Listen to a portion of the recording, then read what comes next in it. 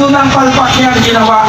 Una, sa Christine Samar, Provincial Commander, palpak siya. Kasunod ng grata, ayaw siya makita kasi palpak. Tapos sa Quezon City, nagandaliwa sa Quezon City. Quezon City, pumalpak rin sa Quezon City siya. Nag-resign. Tapos ngayon, nagpasonsol na naman sa QGC Compound. Nagpagalit na naman siya. Palpak!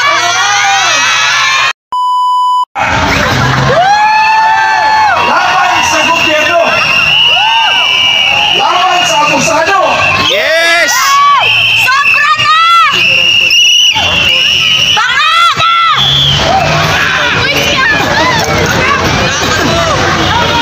Starting years old lang ako noon sa Upik, Maguindanao. Ako ay lumaban, sumabak na sa training ng military at lumaban sa rebuilding sa edad kong 13 anyos at napalaban ako ng 14 anyos mula sa edad na yan hanggang ngayon.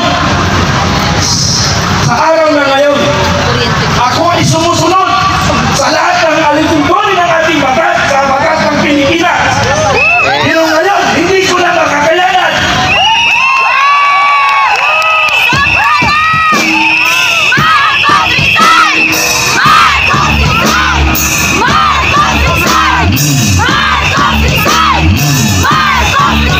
Ngayon mga kaibigan, hayaan niyo muna ako magsalaysay para magiging credible ang aking sasabihin na walang halong plastic, walang halong ano pa man. Yan ay makabayan galing sa aking puso ang sasabihin ko ngayong araw na ito. Mula ako sa Mindanao, 1974, dinala ako sa Luzon dahil nga sa igmura kong edad, lapalaban na ako ng 3 araw, 3 gabi. 17 lang kami laban sa 400 na rebelde. Pero ano nangyari sa QGC? Isa lang na hinahanap, libo-libong otoridad.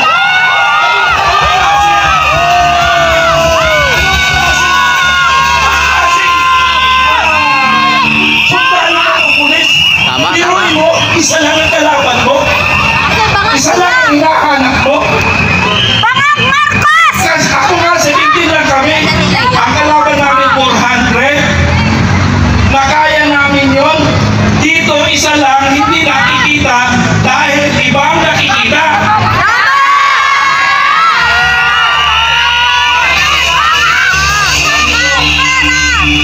Mga kaibigan, mula nung ako'y nag-aral, sa totoo lang ko, bibigyan ko ng background. Video silent lang muna tayo. Dumating ako sa Luzon, nag-aral ako, pinag-aral ako ng sundalo. After my 18 years old, naging sundalo na ako. Nag-aral ako, naka-assign ako ng Special Forces at saka Scout Ranger Regiment. Hindi ako nakapag-aral. Sumunod ako sa ating mahal na Pangulo, Ferdinand Marcos Sr. Utang na loob ko yun. Nakapag-aral ako ng tuloy at naging official ako 1991. Sure cut ko na. Yes. Nag-retired ako 2014. Sinuportahan natin ang ating kababayan si Pangulong Digong Duterte.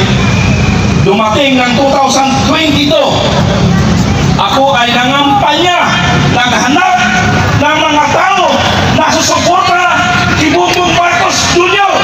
Umabot kami ng 6 million more or less na membro, sinuporta ko sa kanya. Ginawa ko yan dahil bilang utang na loob at akala ko ang katotohanan ay lalabas.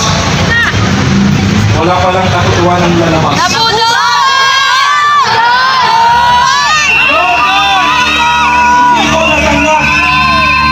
Yung 6 million na membro ko, hindi ko natatanggap yung sinasabi lang na budol. Pero but I considered that budol word that after 2 years, ito na ngayon. Nabudol nga talaga. 6 million na wala. Naghirap yung aking mga tao. Ako ang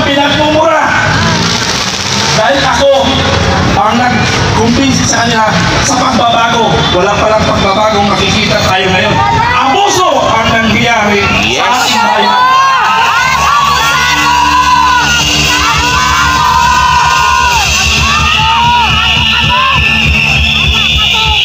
Ang grupo namin, inaasahan namin, yung 6 million na grupo ko na buong Pilipinas na magtatayo kami ng kooperatiba at lalagyan ng pondo.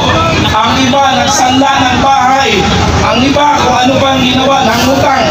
Sabi nung isang commander ko sa Bisaya, sabi niya, sir, nagbago ng buhay ko. Ako, nagbago ng buhay ko.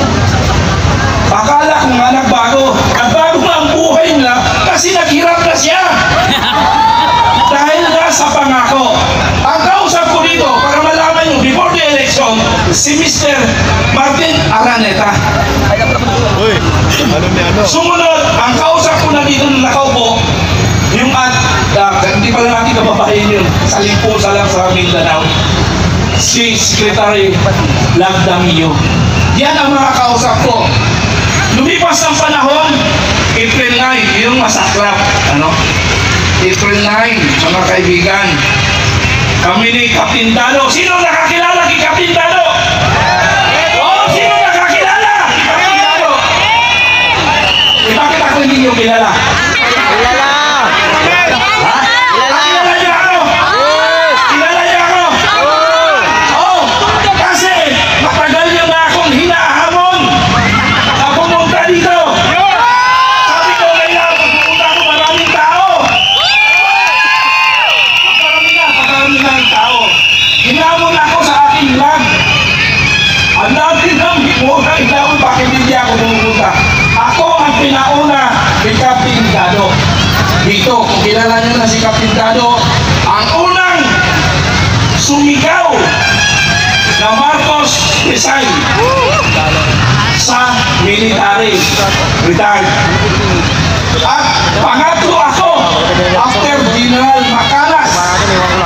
Kilala niyo si General Macanas? Yes!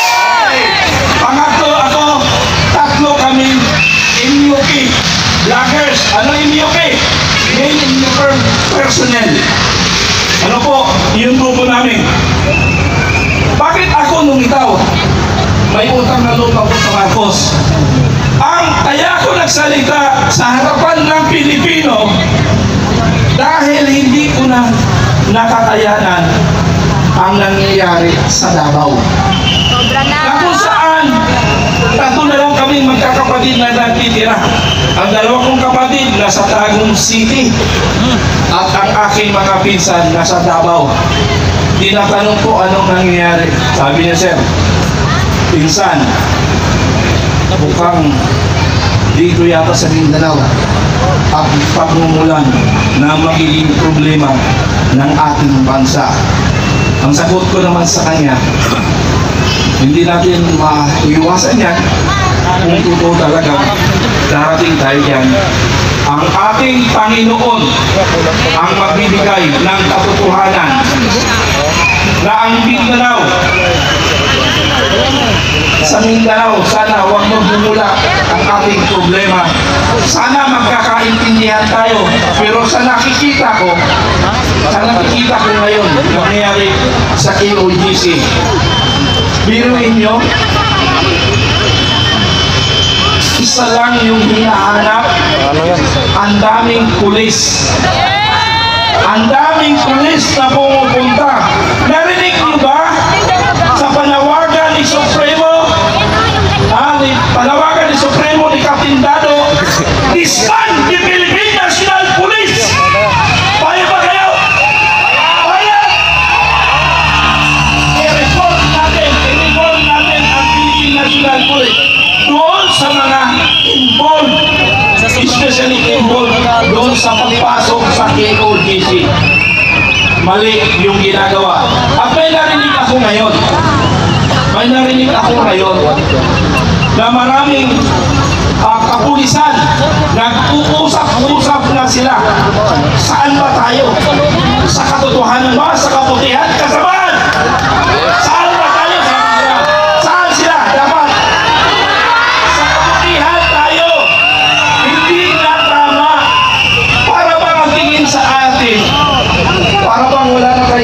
lalaki na isang mamayang Pilipino. Tingnan nyo ang sitwasyon. Isang sibilyan, kinakausap ang pulis, nakagano ng pulis. Para bang walang kwenta tayo para sa kanila. Pero ang sinasabi ko nito, ang sinasabi ko mga kaibigan, tungkol lang ito sa mga involved na pulis na hindi alam yung tama at mali. Commander ka, hindi mo alam ang tama at mali. Okay, alam niyo na ba? Alam niyo ba kung si General Torre, ano? Si General Torre, alam niyo ba? Nakita niyo na ba? Sorry, yawa yan. Nakita niyo na ba na mayroon siyang persona ng grata? Yes. May alam ba kayo, persona ng grata? Saan? Oh, mayroong persona ng grata si Dan Kernel Nelson Papangala Torre. Hindi kakalimutan, Noel Nelson. Mayroon siyang persona ng grata sa Calbayog City. Ayaw nilang papasukin si Dan Kernel Torre dahil palpak na commander.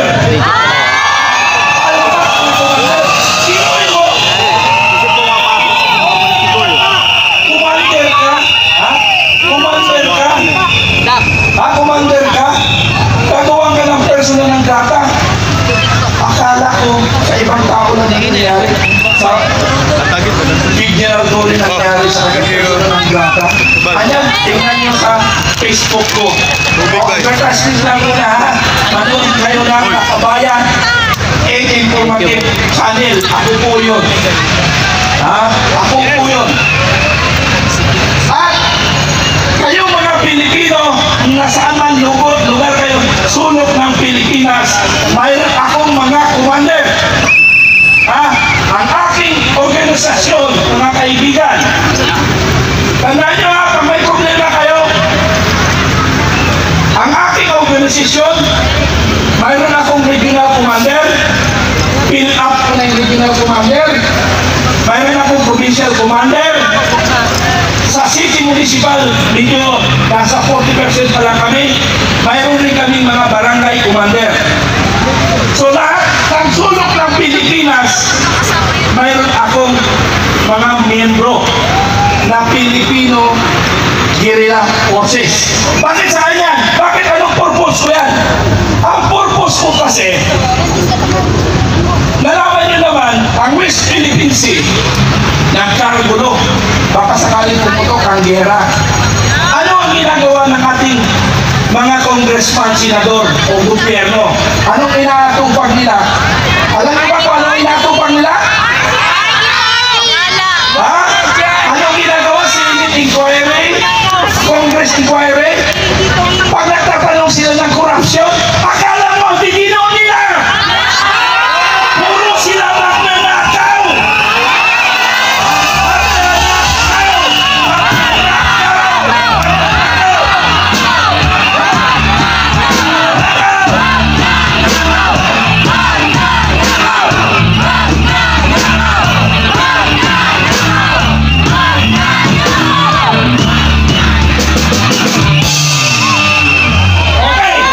Hinahamon ko ang Congress at Senate.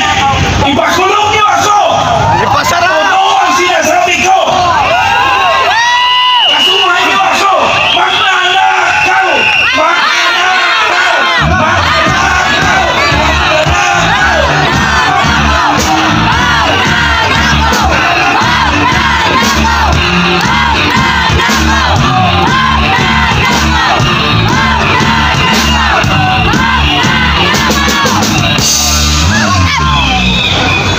Ang gusto ko lang kasi mangyari mga kababayan ko, kung mag-iimbestiga kayo o magkaroon kayo ng Congress hearing o Congress inquiry, Senate inquiry, sana mayroon naman kayong personality, may credibility kayo mag-imbestiga sana. Di wala naman credibility sila. SOP number 10. Ano ba yung SOP number 10? Resolution number 10. Ano yun? Wala silang kuha inspection certification lang. liquidation by certification lang sila. Ha? So, ibig sabihin, wala sila credible magsalita para mag-imbestiga sa korupsyon dahil sila magnanakaw.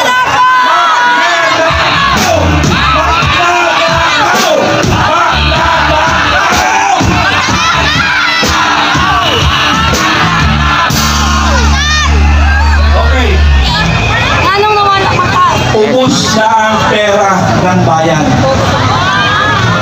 Pag nagkataon, maubos ang kaban ng bayan, mapaparis tayo sa bansa, ano? Myanmar, naghihirap ng Myanmar, naubos na dahil sa puro pagnanakaw. Ano?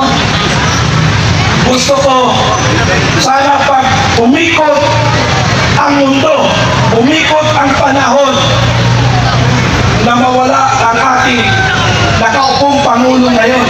Sana tayong lahat laban sa magnanakaw! Laban sa magnanakaw! Laban sa magnanakaw! Laban sa magnanakaw! Laban sa magnanakaw! Laban sa magnanakaw! Okay? Asahan namin na magkaisa tayo. Laban sa magnanakaw, laban sa abusado. Iyan kaya ako lumitaw dito. Kaya ako nagsalita. Oops! Ganito ang tsura ng presidente. Walang ganun, ha? Ha? Hindi pa ako nagsasalita. Bangan. Kasi parang hindi ko pa kahit tanggapin. Pero parang nakipilitan na rin ako magsalita ng bangan. Hiling namin, dapat magpa-drug test. Drug test! Drug test!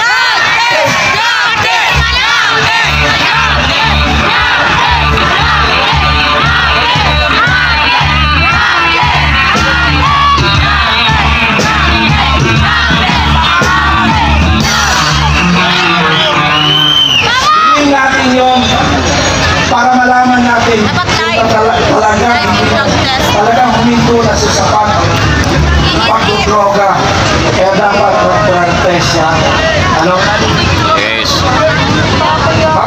Mga kababayan ko, sana umikot man ang ating mundo na bago ang ating Pangulo, sana sama-sama tayo laban sa korupsyon, laban sa abusadong Pilipino. Doon lang ako nag-i-stick sa laban korupsyon, laban abusado. Kaya ako nanindigan, kaya ako nagbuo ng Filipino Guerrilla Forces kung sakaling aatakihin tayo ng ibang bansa. Ang ating sundalo ay 150,000 lamang. Ang ang army ng China, according to intelligence information, nasa 1 million na sila dito sa ating bansa. Nasa 1 million sila. Ang tanong lang natin ngayon, asan ang baril nila? Yung baril nila ang minanamalan ng aking grupo. Lahat ng sulok ng Pilipinas na may mga injik, may mga pugo, mayroon na ako nakatutok. Dahil ang gobyerno natin, hindi nila tinututukan yun. Dahil wala silang kikitain kung papakailaman nila ang pugo. Yung pag-iimbestiga ng pugo, ay pakitang tao lamang yun. Pakitang tao lang! Pakitang tao! Pakitang tao! Pakitang tao! Pakitang tao! Pakitang tao! Pakitang tao!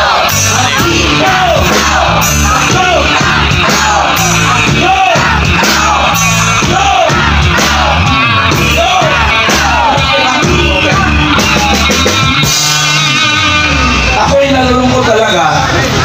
Akala ko darating na ang pagbabago. Bagong Pilipinas. Ang pangalagaan ng Pilipinas. Pero yung sistema, mas lumala ang problema natin. Tama! Oo. Gusto ko sana ipakilala rin sa inyo ang aking grupo. Sa Metro Manila, ang aking commander. Ang aming commander sa Metro Manila ay isang retired 76, si General Pilisardo. Sir.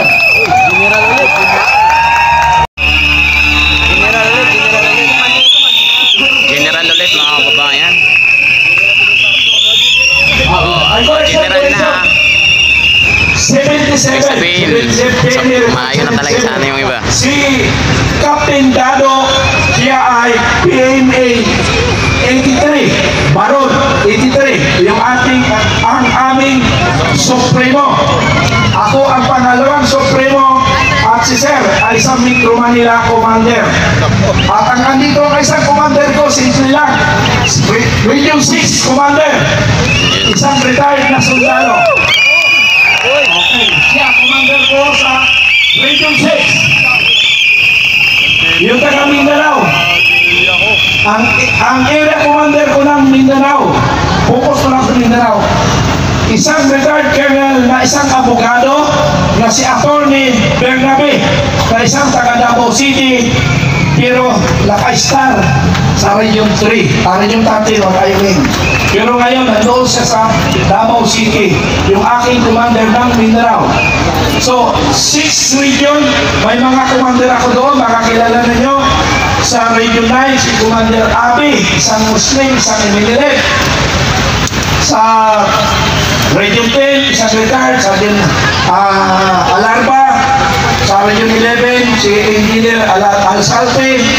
Region 12, Nandito po pala si Eric magsasalita din po. Region 13, yun pa rin si Atty. Bernabe. So mayroon pa rin mga commander sa Bisaya. Sino taga Bisaya dito? Bisaya! Kami! Okay, sa Bisaya ko sa Region 6, ito siya, Region 7, Colonel Tordelisa. Isang retired general, isang ranger. Region 8, isang abogado, police major. General na no? Major Modis sa Region 8. Okay, Region 1, isang sibilyan. Si Roy De La Cruz. Sa CAR, si Colonel Bayo. Sa Region 2, si Julio Maison. Region 3, Colonel Rodi Lopez.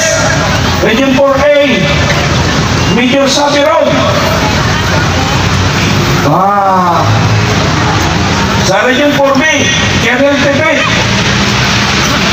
Bicol, Colonel Louis Magno. At ang Southern Luzon Commander ko ay si Colonel Romy Saparan. So yan lahat ng area, may mga tao kami. In time of war, patalaslas muna ako na. In time of war, kung sakaling magkagera tayo, wag naman sana. Pero paano kung mangyari? Alam niyo ba gagawin nyo? Pag nagkagera, hindi nyo alam, di ba? Wala kayong ginagawa eh. Hindi kayo nagtatanong sa mga lulo nyo eh. Di ba sa panahon ng gera, walang pinipili, babae man o lalaki, bata man o matanda. Pag alam nila magiging kalaban ka, papatayin ka na lang nila. So mas magandang mamatay lang lumalaban. Laban kayo, laban! Laban Pilipino! Laban Pilipino!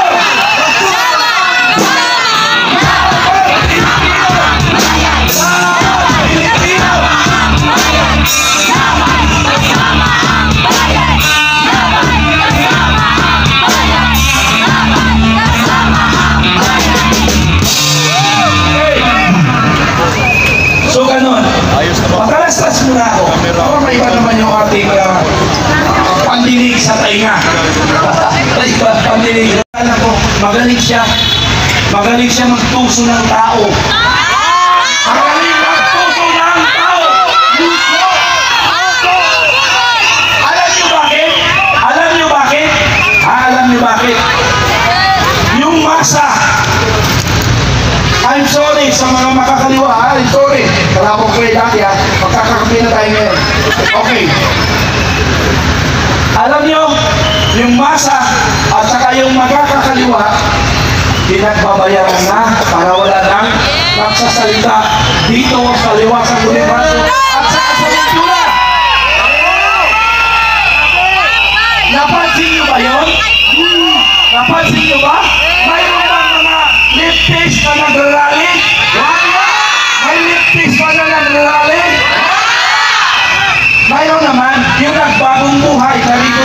natin.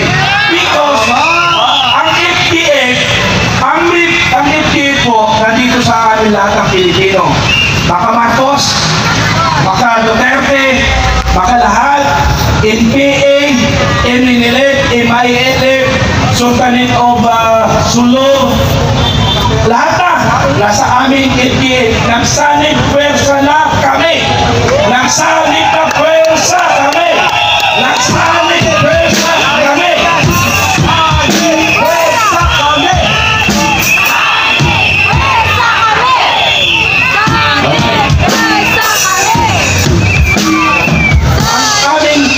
Ang aming layunin lamang ng FTF Atay ka. sa kabutihan para sa ating bayan at sa magandang Pilipinas. Yun ang layunin namin. Tulungan natin makahon ang Pilipinas. Hindi yung pangako ng mga pangakong trapo politisyan. Hindi ganun kami ang susupil sa lahat ng mga demonyong mga nasa gobyerno na magnanakaw. I'm sorry for the word, pero katotohanan po, real talk lang po tayo. Kaya ko lang rito, gusto kong labanan ang korupsyon, ang abuso, na nagmamahal. Kapalitan daw!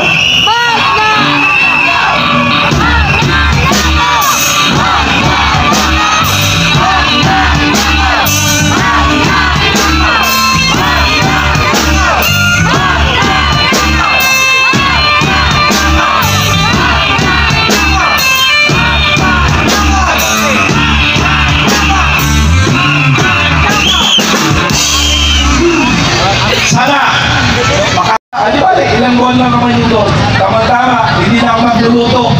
Saan pa pagkain, di ba? Kaya ba ako ilaban? Kaya ako ilaban? Kaya! Kasama ang bayan! Kasama ang bayan!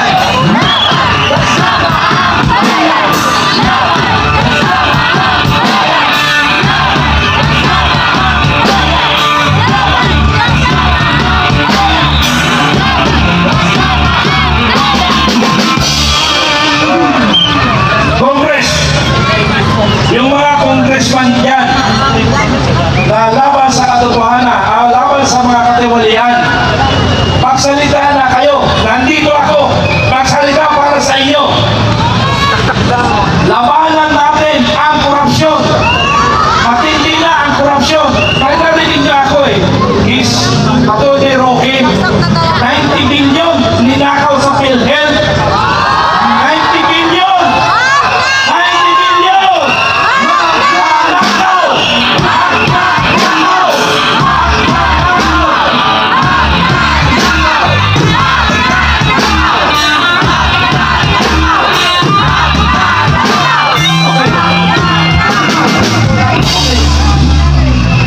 Salamat.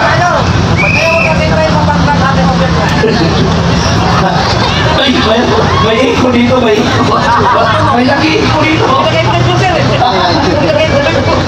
Okay. Nananawagan ako kay Atty. Roque. Atty. Roque may andon. Dati alam ko, isa kang gano'n, kontra ang gobyerno. Atty. Roque, tatapang ako. Basta kaya niyo ako ipaglaban. Huwag yun ang problema ng security ko. Ako nang bahala sa buhay ko. Ang kailangan ko lang legal support. Legal support! Legal support! Legal support!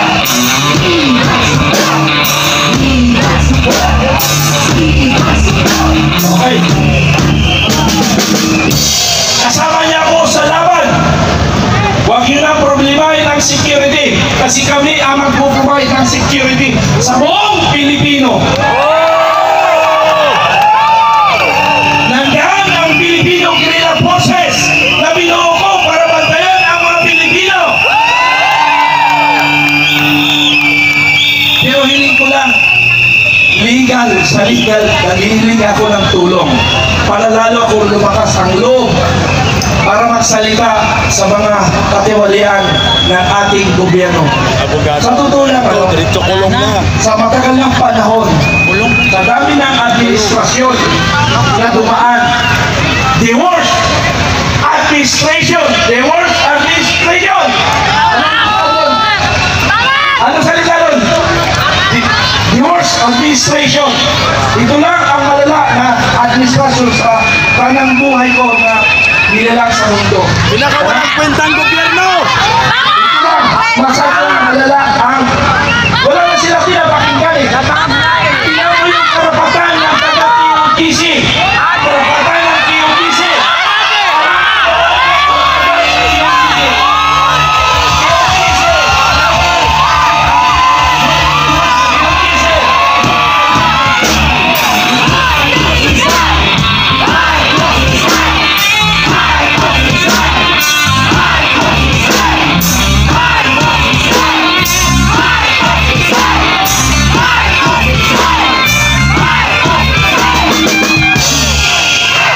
Okay. Hamon ko kay General Torre. Pasabog siya, di ba? Yes! Pasabog, di ba? Oh. Hinahamon ko siya. Hinahamon ko si General Torre. Dalawa.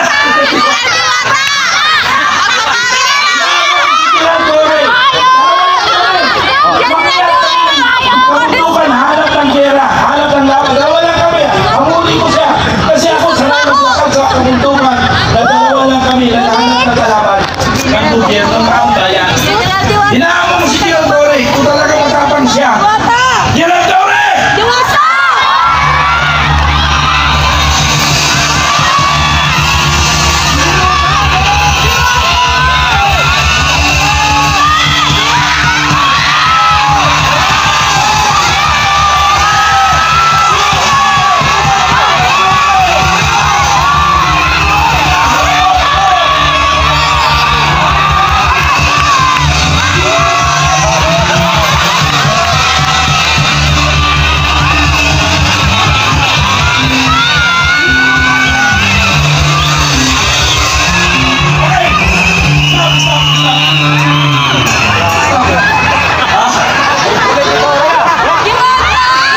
Hoy, Torre, tama na!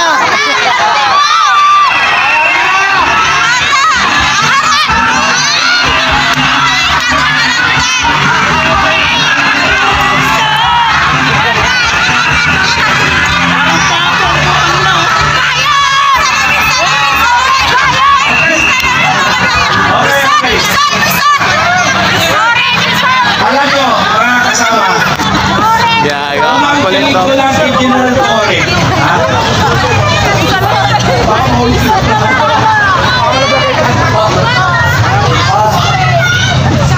At unang tingin ko lang kay General Torre. Walang alam. Walang alam sa kumpa. Walang alam sa gera. Piruin mo. Ha? Piruin nyo ha. Mayroon siyang 3,000. Pwersa. 3,000 ha. 3,000. Ang tao niya, may 45. May Armalite. Dapat sa gera. Saan ba ang gera? Asa sino kinigera niya? Ha? Ha? Piruin mo.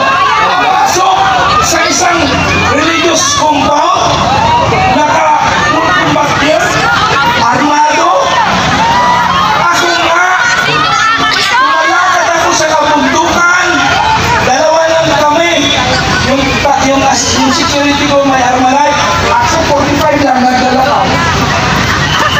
Boss, kabundukan yun ha. Kaya nakita ko sa kanya, wala siyang alam. Wala kang kwento, Ang tumasan, alam.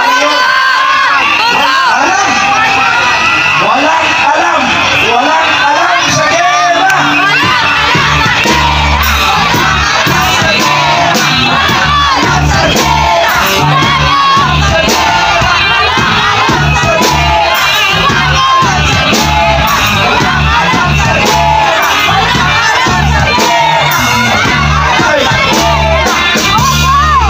Okay.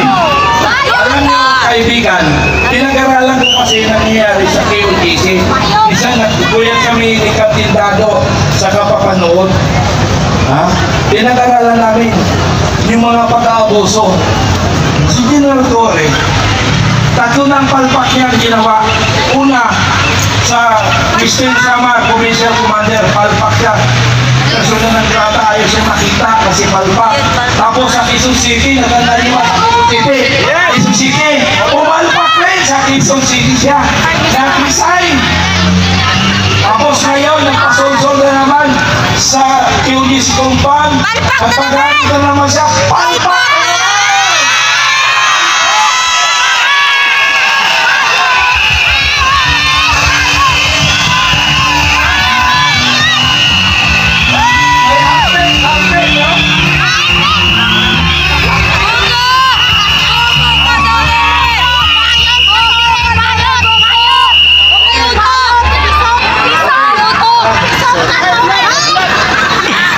Mayroon daw hapit na naikot niya. Ang problema pala puti. Yaga, ang hapit niya.